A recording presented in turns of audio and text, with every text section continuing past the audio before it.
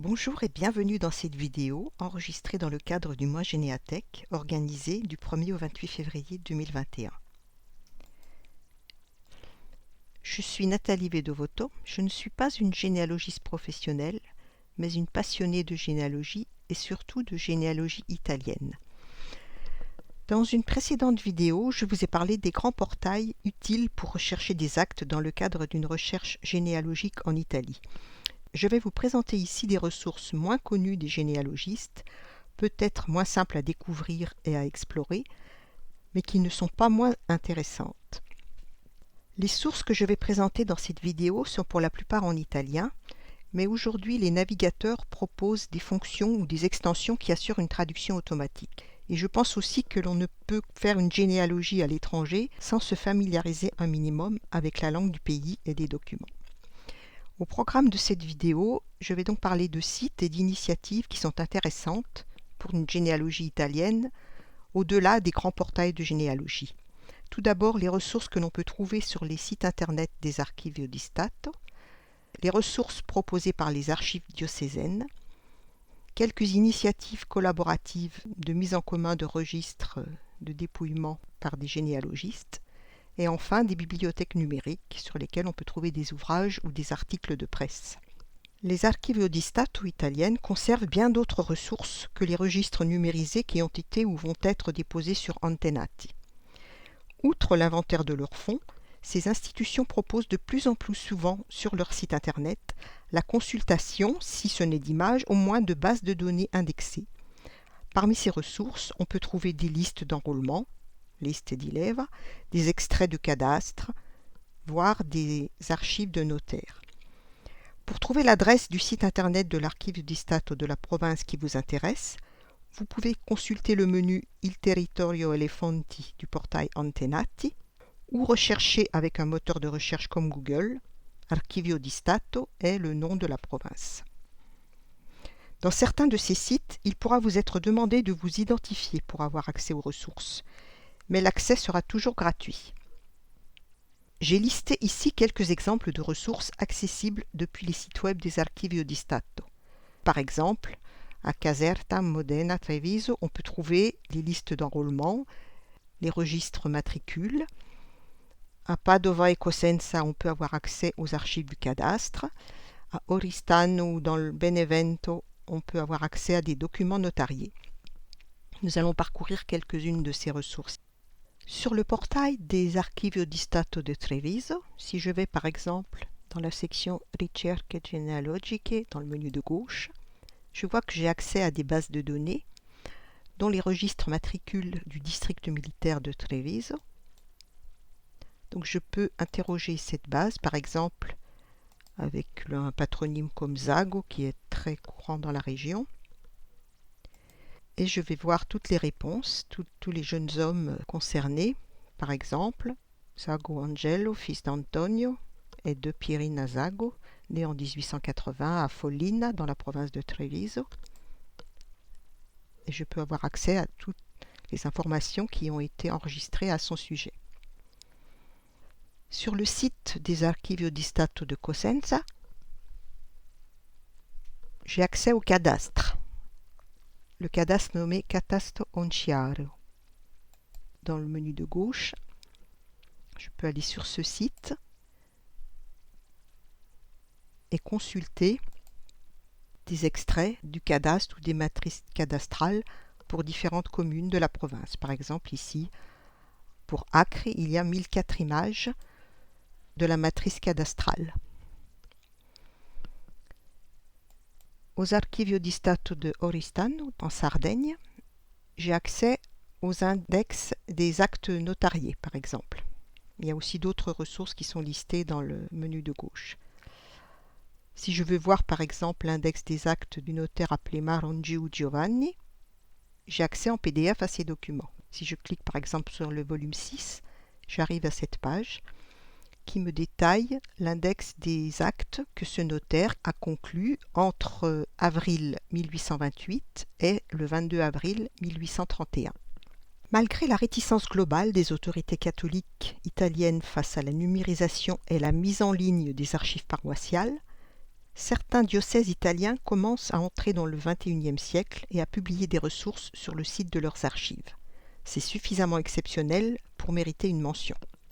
J'ai listé ici quelques exemples, comme le diocèse de Naples, qui a mis en ligne les processetti, c'est-à-dire les annexes des mariages célébrés à Naples entre 1801 et 1809, les archives du diocèse de Reggio Calabria-Bova, qui ont mis en ligne les registres paroissiaux pour 25 paroisses, ou les archives du diocèse de Novara, qui permettent un accès, entre autres, au dépouillement des registres paroissiaux. Pour trouver l'adresse du site internet des archives d'un diocèse, il faut aller sur un moteur de recherche et chercher Archivio Diocesano ou Archivio Diocesi et ajouter le nom du siège du diocèse. Nous voici sur le site des archives du diocèse de Reggio Calabria-Bova. Ce site est exceptionnel car il propose la consultation des images des registres paroissiaux. Malheureusement, ce n'est pas le cas pour tous les diocèses italiens, mais tous les généalogistes souhaiteraient que cette initiative soit suivie par d'autres diocèses, bien sûr. On peut donc depuis ce site aller sur la rubrique registres paroissiaux et voir par exemple pour la ville de Bagaladi, qui a une paroisse qui s'appelle San Teodoro, on peut consulter toutes ces périodes pour les actes de baptême.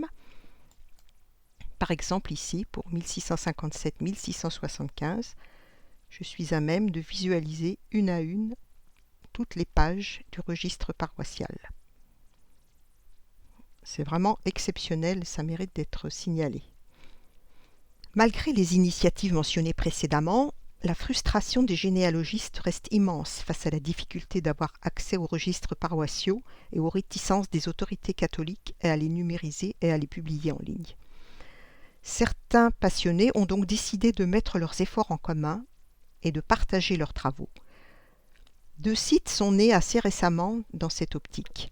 Ils ont un modèle assez similaire, partage du signalement des images ou des dépouillements réalisés par chacun, sans contrepartie, c'est-à-dire qu'il n'est pas obligatoire d'avoir partagé quelque chose pour avoir accès aux ressources que les autres ont mis à disposition. Chacun reste maître de l'hébergement de ces données en les déposant sur le cloud, souvent dans Google Drive. Donc on peut les enlever lorsqu'on le souhaite. Et le classement est fait par province.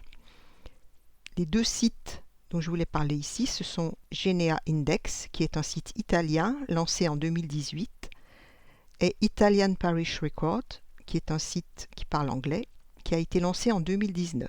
Ces 2 sites disposent d'un groupe Facebook qui permet de se tenir au courant des mises à jour. Sur le site Genea Index, on peut naviguer par région pour voir les ressources disponibles. Par exemple, pour les Abruzzes, on voit tout ce qui a été partagé, des états des âmes, des registres paroissiaux, des indexations ou des images. Et on peut donc parcourir tous les registres.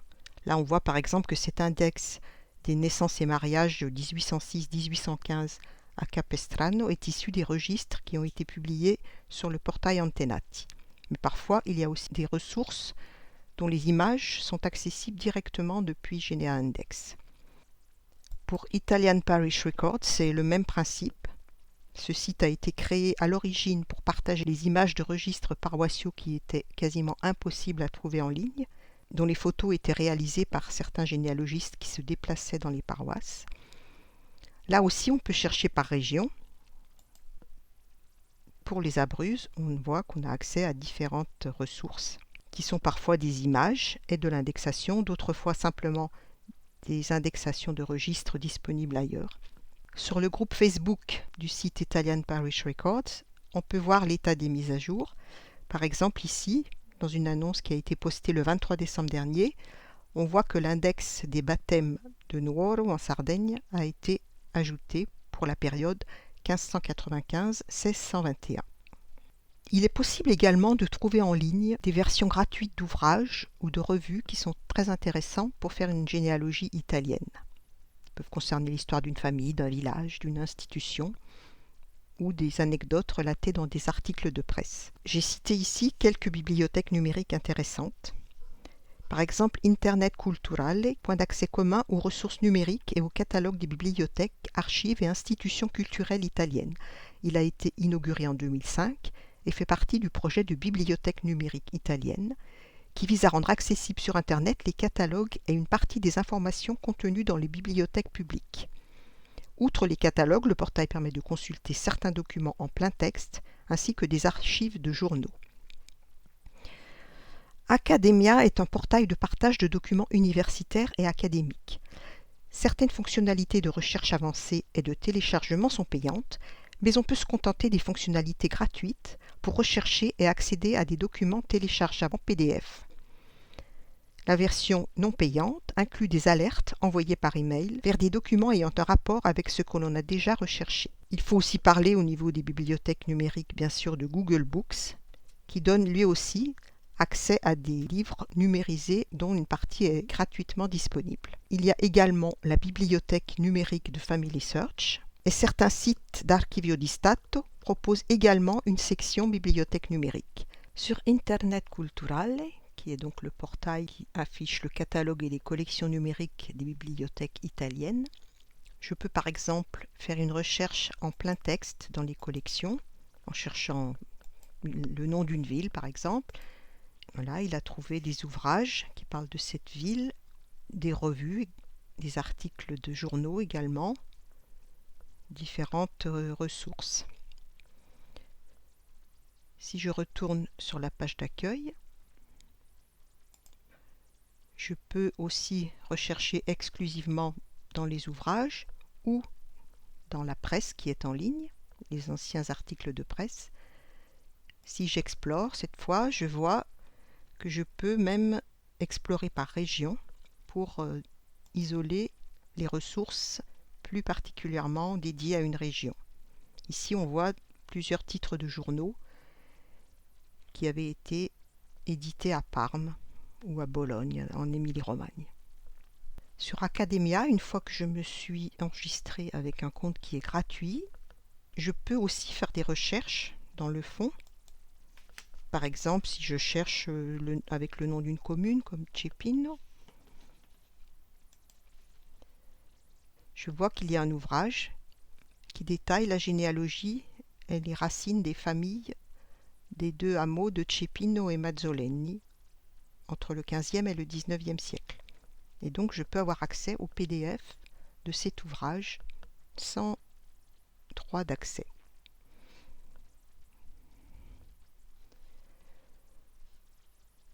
Il y a aussi plein d'autres ressources. J'ai trouvé par exemple celle-ci qui est le détail des 2400 Italiens morts pour l'Italie, soit pendant la Première Guerre mondiale, soit pendant la Seconde, qui étaient originaires de Novi Ligure et d'autres villages avoisinants. Google Book est également une ressource pour trouver des ouvrages numérisés. Si je cherche par exemple Asolo, qui est aussi le nom d'une ville italienne, je vois qu'il y a plusieurs ouvrages, dont un qui me détaille les hommes illustres d'Asolo, que je peux parcourir entièrement. Enfin, sur Family Search, je peux également aller dans la recherche de livres. Et là, j'aurai accès aux collections de livres numérisées par Family Search. Si je cherche par exemple Gargiulo, je vois qu'il y a la généalogie de certaines familles de Gargiulo. Voilà la fin de cette vidéo. Je vous remercie de m'avoir écouté. J'espère que cela vous a intéressé. Vous pourrez retrouver d'autres ressources utiles à une généalogie italienne dans mon site web, Mes Racines en Vénétie, en particulier dans sa base de liens utiles. Vous en trouverez aussi dans le guide que j'ai écrit pour Archives et Culture et qui s'intitule « Retrouver ses ancêtres italiens ». Et si vous êtes intéressé par la généalogie et le numérique, rejoignez-nous sur Généatech.